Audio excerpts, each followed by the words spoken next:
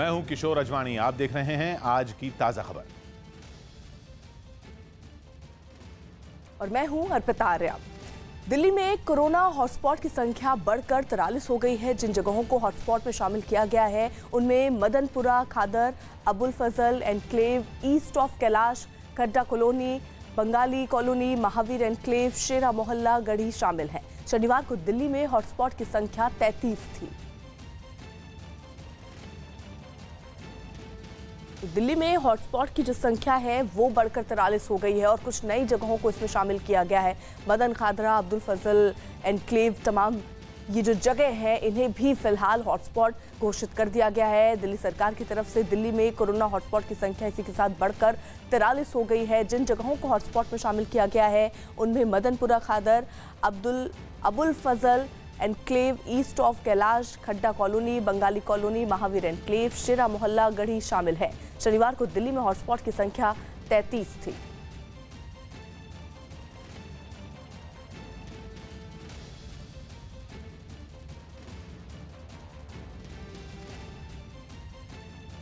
दिल्ली के आजादपुर मंडी में सुबह 11 बजे तक सब्जियों की बिक्री की जाएगी, जबकि दोपहर 2 बजे तक शाम 6 बजे मंडी में फलों की बिक्री होगी। कोरोना की वजह से आजादपुर मंडी में ये फैसला लिया गया। सब्जी और फलों को बेचने के लिए ऑड और इवन नियम लागू किए गए हैं।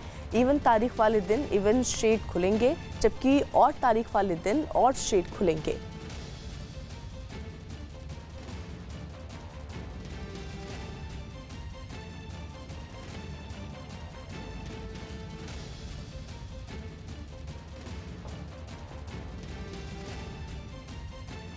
सुबह 11 बजे से सिर्फ सब्जियों की बिक्री होगी। दिल्ली के आजादपुर मंडी में ऑड इवन लागू किया गया है। दोपहर 2 बजे से 6 बजे तक फल बिकेंगे।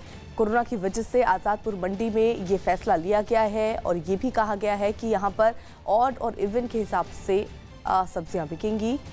ऑड वाले दिन इवन शेड खुलेंगे, जबकि ऑड वाले तारीख दिन ऑड शेड खुलेंगे, यानी इवन दिन के दिन इवन शेड। भारत ने अफगानिस्तान को 5 लाख हाइड्रोक्सी क्लोरोक्विन टैबलेट भेजी है। भारत ने ये टैबलेट कोरोना मरीजों के लिए भेजी। इसके अलावा भारत ने 5022 मैट्रिक टन गेहूं की खेप भी अफगानिस्तान भेजी है। कोरोना के मुश्किल वक्त में मानवीय आधार पर भारत ने अफगानिस्तान को गेहूं भेजा है।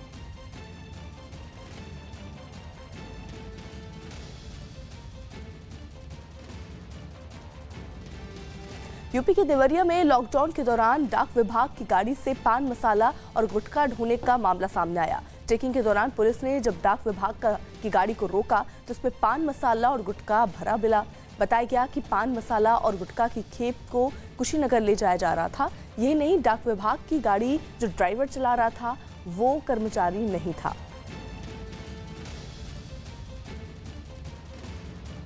बिहार के कैमूर में पुलिस अब घर से बाहर घूमने वालों पर ड्रोन कैमरों से नजर रख रही है। जो आदमी घर से बाहर घूमने मिलता है पुलिस उसके खिलाफ कार्रवाई करती है। वहीं लोग भी पुलिस का सहयोग कर रहे हैं और लोगों को लॉकडाउन के दौरान घरों से बाहर न निकलने की नसीहत दे रहे हैं, जिससे कोरोना से बचा जा सके। तो बाहर घूमने वालों पर ड्रोन से देखिए किस तरीके से नजर रखी जा रही है, क्योंकि अभी भी कुछ लोग ऐसे हैं जो लॉकडाउन का पालन नहीं कर रहे हैं और बिना किसी वजह के घर से बाहर निकल रहे हैं। उन्हीं लोगों पर नजर दरअसल पुलिस भी रख रही है, लेकिन कई जगहों पर गली है जहां पर पुलिस की तैनाती नहीं हो पा रही है, तो वहां पर ड्रोन की नजरों से भी अब लोगों को देखा जा रहा है। झारखंड के हजारीबाग में लॉकडाउन में लोगों को घर में रखने की एक अनोखी कोशिश दिखाई थी। प्रशासन ने लोगों को जागरूक करने के लिए यमराज के भेष में एक आदमी को सड़क पर उतारा, जो घर से बाहर निकलने वालों को यमराज का खौफ दिखा रहा है और लोगों से कोरोना से बचने के लिए अपने घर में ही रहने की अपील कर रहा है, क्योंकि कोरोना से बचने के लिए घरों में ही रहना जरूरी है। मजबूरी है तो आप आइए ना।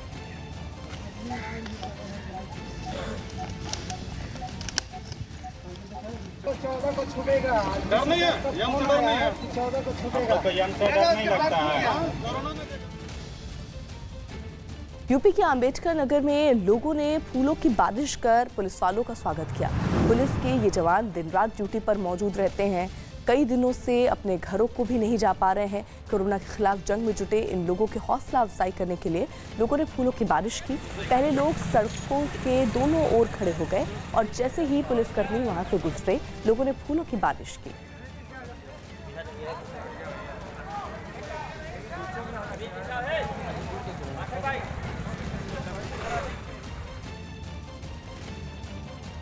इस वक्त जो सवाल सबसे ज्यादा पूछा जा रहा है वो है कि लॉकडाउन का अगला चरण क्या होगा, कैसे होगा, कुछ छूट मिलेगी या सख्ती बरकरार रहेगी। वैसे तो तस्वीर तभी साफ होगी जब प्रधानमंत्री नरेंद्र मोदी देश को संबोधित करेंगे और नई रणनीति का खुलासा करेंगे। लेकिन हम आपको दिखाते हैं कि केंद्र को नए लॉकडाउन से जुड़े क्या सुझाव मिले हैं और अगर उन सुझावों को माना गया तो लॉकडाउन की नई रणनीति क्या हो सकती है।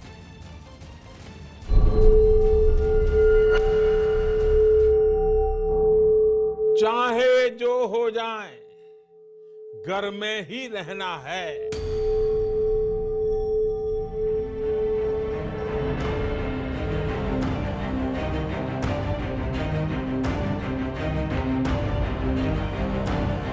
जान है तो जहान है।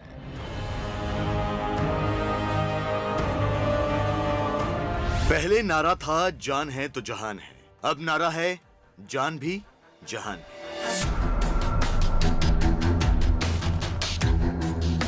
देश में अगला लॉकडाउन कैसे होगा, नियम कैसे होंगे, जनता को थोड़ी छूट मिलेगी या कायदे कानून सख्त हो जाएंगे? हर सवाल का जवाब इस नारे में छिपा है। सही और सटीक जानकारी तभी मिलेगी जब प्रधानमंत्री नरेंद्र मोदी खुद देश के सामने इसका ऐलान करेंगे। लेकिन समाचार एजेंसी पीटीआई ने सूत्रों के हवाले से कुछ जानकारियां दी हैं कि लॉकडाउन 2.0 यानी लॉकडाउन का अगला दौर कैसा हो सकता है। पीटीआई के मुताबिक देश को 3 हिस्सों में बांटा जा सकता है, रेड जोन, ऑरेंज जोन और ग्रीन जोन। रेड जोन यानी वो इलाके जिन्हें कोरोना का हॉटस्पॉट माना जा सकता है। ऑरेंज जोन यानी वो इलाके जहां कोरोना के कम केस हैं और पिछले कुछ दिनों में कोई मामला सामने नहीं आया। तीसरा ग्रीन जोन यानी वो इलाके जहां अब तक कोरोना का कोई केस नहीं है। अनुमान है कि हर जोन में लॉकडाउन के अलग अलग नियम होंगे। कहीं सख्ती बढ़ाई जा सकती है तो कहीं छूट भी मिल सकती है।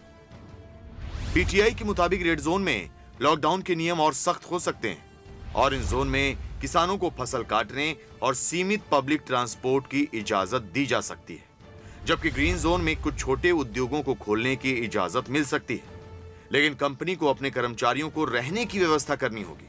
ग्रीन जोन में शराब की दुकानें खोलने पर भी विचार हो सकता है। ये सब कुछ सिर्फ सुझाव है जिन पर सरकार विचार कर सकती है, और अगर ये छूट मिलती है तब भी कुछ नियम जैसे मास्क का हमेशा पहनना और सोशल डिस्टेंसिंग कायम करना जैसे नियमों का पालन कुछ दिन तक लोगों को करना ही होगा। पीटीआई के मुताबिक शनिवार को हुई बैठक में प्रधानमंत्री और मुख्यमंत्रियों के बीच कई बातों को लेकर सहमति बनी है। हो सकता है कि लॉकडाउन के दूसरे दौर में भी स्कूल और कॉलेज को बंद रखा जाए। शॉपिंग मॉल और रेस्टोरेंट के खुलने पर भी पाबंदी हो। कुछ राज्य पब्लिक ट्रांसपोर्ट को बढ़ा सकते हैं, लेकिन एक राज्य से दूसरे राज्य के लिए कोई परिवहन ना हो। सरकार ये साफ कर चुकी है कि उसके पास जरूरी दवाओं का पूरा स्टॉक है और दवाओं की सप्लाई का पूरा प्लान भी। सरकार ये भी साफ कर चुकी है कि देश में अनाज और जरूरी सामान की कोई कमी नहीं है। ऐसे में लॉकडाउन के अगले नियम कैसे भी हों, लोगों को डरने की जरूरत नहीं है। प्रधानमंत्री के संबोधन के पहले ही देश के कई राज्य इस लड़ाई को आगे बढ़ा चुके हैं। ओडिशा, पंजाब, महाराष्ट्र, तेलंगाना, पश्चिम बंगाल और उत्तराखंड ने एहतियात के तौर पर अपने अपने राज्यों में लॉकडाउन को पहले ही बढ़ा दिया है और कई राज्य इस पर विचार भी कर रहे हैं। खुद केंद्र सरकार ने भी अपने सभी मंत्रालयों को खोलने के निर्देश दे दिए हैं ताकि सभी मंत्रालयों का काम सुचारू रूप से चलता रहे। संयुक्त सचिव स्तर के सभी अधिकारियों को दफ्तर जाने के लिए कह दिया गया है। हालांकि सभी को सामाजिक दूरी का पालन करना होगा और मास्क भी पहनना होगा। तो बस थोड़ा सा इंतजार और कीजिए। कोरोना के खिलाफ भारत की नई रणनीति जल्द ही आपके सामने होगी।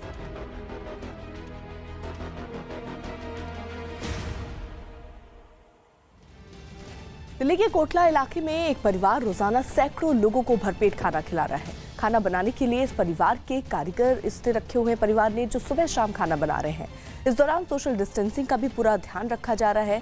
सुशील सिंघल नाम के कारोबारी 22 मार्च से लगातार खाना बनवा कर बांट रहे हैं। बताया गया कि वो एक वक्त में 800 लोगों को खाना तैयार कर बंटवाते हैं। 22 तारीख से जिस दिन से लॉकडाउन हुआ था उससे डेली सुबह शाम करीब 600-700 आदमी का सुबह और 600-700 आदमी का शाम को हम खाना खिला रहे हैं। यहाँ पे जितने भी आसपास की लेबर है, रिक्शे वाले हैं या कोई किराएदार है जिन पे गैस की या राशन की दिक्कत आ रही है, उन सबको हम यहाँ पे खाना खिला रहे हैं। आप इतने दिन से खाना खिला रहे हैं क्योंकि इतना बड़ा बजट भी नहीं होता, कहीं से आपको क्या कोई मदद नहीं है? हमारे परिवार के ही हैं, भाई हैं, 2-3 भाई, सारे इकट्ठे करके वो कर रहे हैं। एक्टर कमल हासन को केरल पुलिस ने एक चिट्ठी लिखकर शुक्रिया बोला। केरल पुलिस ने लॉकडाउन के दौरान पुलिस का साथ देने के लिए उन्हें शुक्रिया कहा है। तो उन्हें एक चिट्ठी के माध्यम से ये शुक्रिया कहा गया। एक्टर कमल हासन को केरल पुलिस ने एक चिट्ठी लिखी और चिट्ठी में शुक्रिया कहा गया। केरल पुलिस ने लॉकडाउन के दौरान पुलिस का साथ देने के लिए उन्हें शुक्रिया कहा। मध्य प्रदेश के इंदौर में कोरोना के 7 और मरीज ठीक हो गए हैं, जिन्हें अस्पताल से छुट्टी दे दी गई। कोरोना से जंग जीतने के बाद जैसे ही ये लोग अस्पताल से स्वस्थ होकर वापस घर जाने के लिए लौटे, उन्होंने ताली बजाकर अस्पताल के डॉक्टरों और नर्सों का आभार जताया। स्वस्थ होने वाले मरीजों ने बताया कि डॉक्टरों ने उन्हें नया जीवन दिया। जिन मरीजों को अस्पताल से छुट्टी मिली उनमें 5 मरीज इंदौर और 2 मरीज खरगोन जिले के हैं।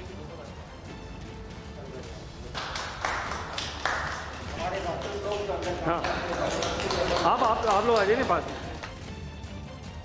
केरल के कोझिकोड करिपुर एयरपोर्ट पर सीआईएसएफ के 100 से ज्यादा जवान विमानों और दूसरी जरूरी चीजों की रखवाली में जुटे हुए हैं, जिन्हें हर दिन डिप्टी कमांडेंट प्रेरित करते हैं। लॉकडाउन के दौरान ये जवाब कोरोना के खिलाफ जंग में जुटे हैं।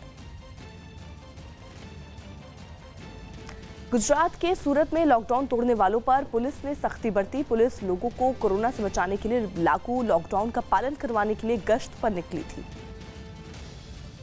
जिन्होंने एक फ्लाईओवर पर टहल रहे लोगों को पकड़ लिया और फिर उन्हें सबक सिखाने के लिए सजा दी। घूमने निकलते हो? इस दौरान सजा का सही से पालन नहीं करने वाले लोगों को पुलिस ने चेतावनी भी दी। मेंढक चाल चलने की सजा पाने वाले लोगों ने इसी तरह पूरे फ्लाईओवर को पार किया। अभी खत्म होने वाला है। सूरत के एक दूसरे इलाके से भी लॉकडाउन तोड़ने वालों के खिलाफ पुलिस की कार्रवाई का वीडियो सामने आया। वीडियो में कई लोग दौड़कर अंदर घुसते हुए दिखाई दिए, जिसके पीछे पुलिस वाले भी थे। कुछ लोग तो सीढ़ियों के सहारे ऊपरी मंजिलों की तरफ भागे तो कुछ ग्राउंड फ्लोर पर ही छिप गए। इसके बाद इन लोगों का पीछा कर रहे एक पुलिस वाले ने 2 लोगों को पहली मंजिल पर पकड़ लिया और फिर अपने साथ ले गया, जबकि दूसरे पुलिस वाले ने ग्राउंड फ्लोर पर छिपे एक आदमी को धर दबोचा। बताया गया कि सभी लोग लॉकडाउन के दौरान अपार्टमेंट के बाहर इकट्ठा होकर बातचीत कर रहे थे। कर्नाटक के चिकबल्लापुर में कोरोना के 4 मरीजों को अस्पताल से छुट्टी मिलने के बाद लोगों ने ताली बजाकर उनका हौसला बढ़ाया। घर जाते वक्त इन मरीजों को पौधा भी गिफ्ट किया गया। कोरोना की चपेट में आने के बाद इन मरीजों को अस्पताल में भर्ती कराया गया था, जहां इलाज होने के बाद वो पूरी तरह से स्वस्थ हो गए, जिसके बाद उन्हें अस्पताल से छुट्टी मिल गई।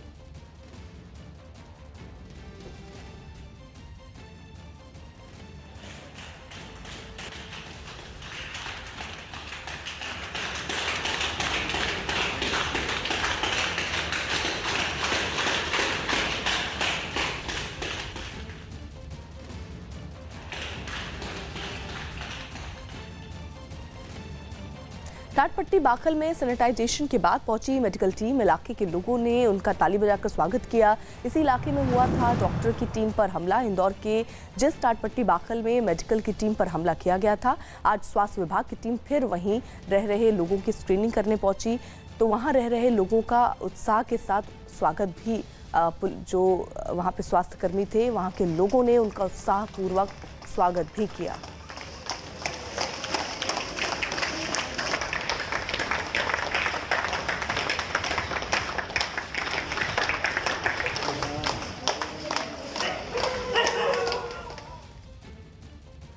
बेल्जियम के वाटरलू में शराब बनाने वाली एक कंपनी ने शराब बनाना बंद कर सैनिटाइजर के लिए अल्कोहल बनाना शुरू कर दिया। बेल्जियम में कोरोना के करीब 25,000 मामले सामने आ चुके हैं, जिसकी वजह से वहां सैनिटाइजर जैसी चीजों की कमी हो गई। ऐसे में इस कमी से निपटने के लिए वहां शराब बनाने वाली कई छोटी बड़ी कंपनियां आगे आईं और शराब के बजाय सैनिटाइजर बनाना शुरू कर दिया। वाटरलू में भी एक कंपनी ने शराब बनाने में इस्तेमाल होने वाले अल्कोहल को सैनिटाइजर बनाने के लिए दान कर दिया। इस दौरान पहले अल्कोहल की क्वालिटी की जांच की गई और फिर शराब बनाने के लिए तैयार किए गए अल्कोहल को प्लास्टिक के डिब्बों में भरकर रख दिया गया।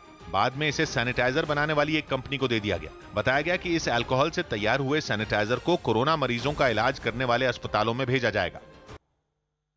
डॉक्टरों और मेडिकल स्टाफ की सुरक्षा के लिए एक भारतीय कंपनी ने बेहद कम खर्च में रोबोट ट्रॉली तैयार की है और इस रोबोट ट्रॉली की मदद से डॉक्टर कोरोना मरीज के पास जाए बिना उनको दवा, खाना और बाकी सामान पहुंचा सकेंगे। चीन में इस तरह के रोबोट कोरोना अस्पतालों में इस्तेमाल किए गए थे। दावा किया जा रहा है कि रोबोट अस्पतालों में न सिर्फ मरीजों की देखभाल कर सकता है, बल्कि वीडियो कॉन्फ्रेंसिंग के जरिए डॉक्टर और मरीजों की बात भी करवा सकता है, जिससे मेडिकल स्टाफ में कोरोना फैलने का खतरा कम रहेगा। इस रोबोट की कीमत करीब 1,90,000 रखी गई है, ताकि ज्यादा से ज्यादा अस्पतालों में इस रोबोट का इस्तेमाल हो सके।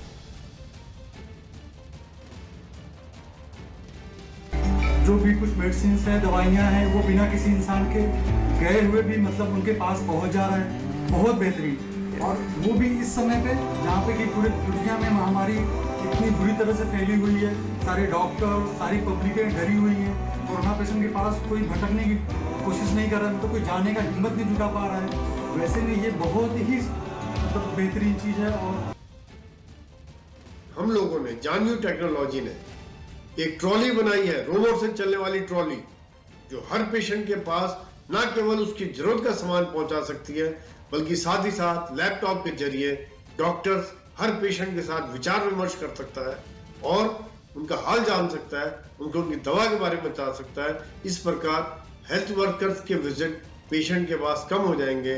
डॉक्टर्स भी अगर दिन में 3 बार जाता था, अब 1 बार जाने से काम हो जाएगा।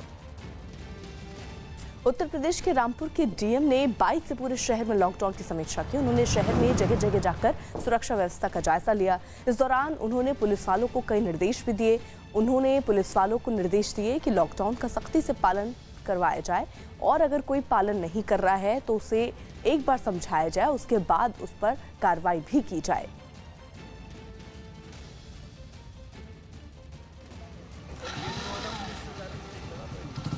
तो रामपुर में जो डीएम है वो अब अपने पुलिस वालों से ये कहते हुए नजर आ रहे हैं कि जो लोग भी इस वक्त लॉकडाउन का पालन नहीं कर रहे हैं, उन्हें सख्ती से इसका पालन उनसे करवाया जाए, उन्हें जागरूक किया जाए कि इस वक्त बिल्कुल भी उनको अपने घर से नहीं निकलना है और पुलिस को भी बहुत सख्त रहना है, किसी को भी घर से नहीं निकलने देना है। एकाध पे जुर्माना लगा दें। असम और मेघालय की सरकार ने आज से शराब की दुकानों को खोलने का फैसला किया। असम में शराब की दुकानें सप्ताह में 7 दिन खुलेंगी, जबकि मेघालय में अभी तक सिर्फ शुक्रवार तक खोलने का ही फैसला लिया गया। इस दौरान सोशल डिस्टेंसिंग का भी ध्यान रखा जाएगा। वहीं मेघालय में दूर दराज में रहने वाले लोगों को होम डिलीवरी की सुविधा भी मुहैया कराई जाएगी। शराब की ये दुकानें सुबह 9 बजे से शाम 4 बजे तक ही खुलेंगी। आंध्र प्रदेश सरकार ने कोरोना की रोकथाम को लेकर एक अहम फैसला किया। राज्य सरकार ने सार्वजनिक स्थलों पर थूकने पर पाबंदी लगा दी और साथ ही खैनी जैसे तंबाकू उत्पाद वाले पदार्थों को खाने या थूकने पर पाबंदी लगा दी गई है। नियमों का उल्लंघन करने पर कार्रवाई के भी आदेश दिए गए हैं। लॉकडाउन के बीच उत्तराखंड के ऋषिकेश में गंगा नदी के किनारे घूम रहे विदेशी पर्यटकों के खिलाफ पुलिस ने अनोखी कार्रवाई की। ऋषिकेश पुलिस ने विदेशी नागरिकों को 500 बार आई एम सॉरी लिखने की सजा दी और इसके लिए सभी विदेशी पर्यटकों को एक तय दूरी पर बिठा दिया। इसके बाद उन्हें कागज देकर माफीनामा लिखने के आदेश दिए। What should you have to write? I did not follow lockdown rules, so I'm sorry. इसके बाद लॉकडाउन तोड़ने वाले विदेशी नागरिक पुलिस के निर्देशों का पालन करते हुए दिखाई दिए। इस दौरान कुछ पर्यटक पत्थरों पर तो कुछ रेत पर बैठकर लिखते नजर आए। सफेद पेपर में 500 बार यह लिखवाया गया कि हमने लॉकडाउन के नियमों का उल्लंघन किया है और हम इसके लिए माफी चाहते हैं और भविष्य में ऐसा नहीं करेंगे।